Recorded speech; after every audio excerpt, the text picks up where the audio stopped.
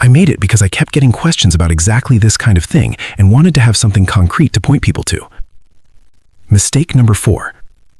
And this one is really about paperwork, not wrenches. DIY maintenance without documentation. The right to do your own oil change on a warranted vehicle is protected. Again, Magnuson Moss covers this. You are allowed to perform your own maintenance. The manufacturer cannot require you to use a dealer for routine maintenance, but they can require you to prove you did it. And "I did it in my driveway" is not proof. A receipt from the auto parts store for oil and a filter is not quite proof either. It shows you bought supplies, not that you used them correctly. What constitutes actual documentation is a written log. The date, the mileage, the oil brand, the spec, the filter part number, signed by you. It sounds excessive, I know, but the first time someone gets a $6,400 engine replacement claim denied because they had no service records for the prior 40,000 miles, and this is not a hypothetical, I've seen this documented in small claims cases, it stops sounding excessive. Keep a small notebook in the glove box or use a notes app.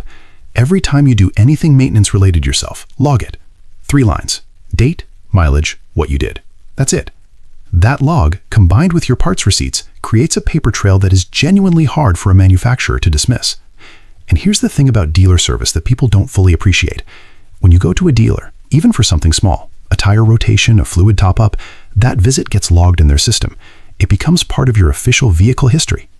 That history is searchable by VIN. If you've been doing everything yourself with no records, your official history looks blank, and blank histories make adjusters nervous. The practical answer isn't to always use a dealer. That gets expensive fast. The average dealer oil change runs $110 to $160 for a synthetic service on a domestic truck or SUV. The parts are $35 to $50. You know the math by now. But going to a dealer once a year, even just for something minor, keeps your official history active. That gap between entries matters less when the entries exist. That brings us to number 5. And honestly, this one bothers me more than the others because it's something manufacturers do deliberately, and most people never push back on it. Using a service bulletin update as a warranty exclusion. Here's what that means in plain language. Manufacturers issue technical service bulletins, TSBs, when they identify a known issue with a vehicle. Sometimes these TSBs come with a fix.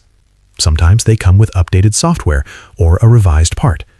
And sometimes, if the issue is significant enough, they issue a recall. But the ones that don't hit recall status, those TSBs sit in the system. And if you come in with a problem that's covered by a TSB, but you haven't had the related update performed, the dealer can, and sometimes does, use that as a basis to shift blame. The argument goes like this. We identified this issue and issued guidance. The guidance was available. You didn't have the work done. The failure is related to the condition the TSB addressed.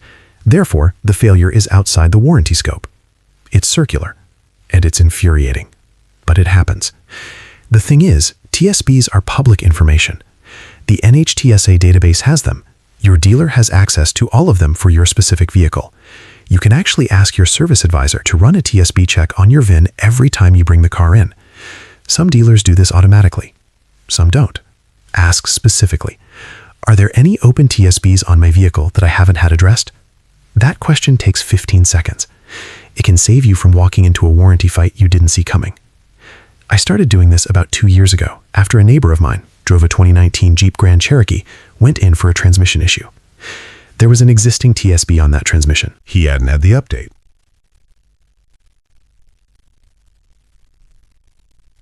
The dealer tried to make the case that the update would have prevented the issue.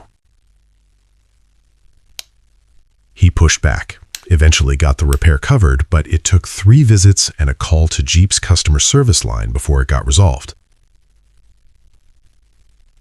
3 weeks of back and forth for something that should have been straightforward. Ask about TSBs every single visit. So here's where we land on all of this. 5 mistakes. Every single one of them is avoidable. None of them require you to be a mechanic. They just require you to pay attention to things that most people don't know to pay attention to.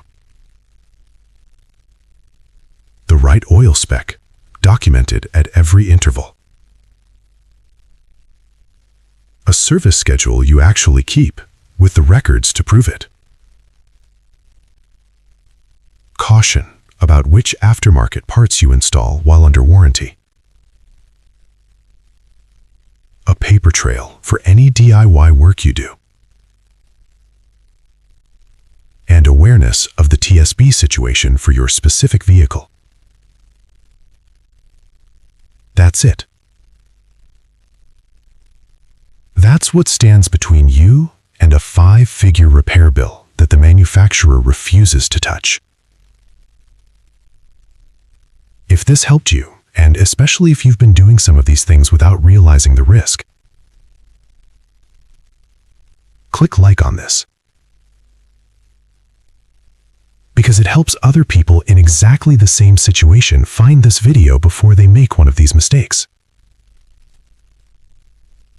The algorithm needs that signal, and someone out there is 2 weeks away from having a warranty claim denied for something completely preventable. Subscribe if you want to keep getting this kind of thing.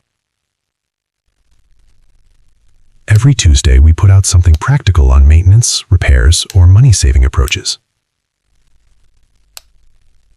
Every Friday, we usually go deeper on something specific, a tool, a technique. Something worth knowing. Nothing fluffy, just useful. And drop a comment. I want to know if any of these surprised you. Specifically, which one? Because I keep a running note of what people find unexpected, and it genuinely helps me figure out what to cover next. Next week, we're going into something I've been sitting on for a while. It's about extended warranties.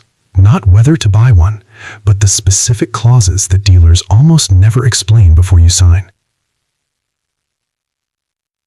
There's one in particular that can make a $2,000 warranty completely worthless in certain situations. That's coming Tuesday. Until then, keep your records, know your spec, and keep your money in your pocket.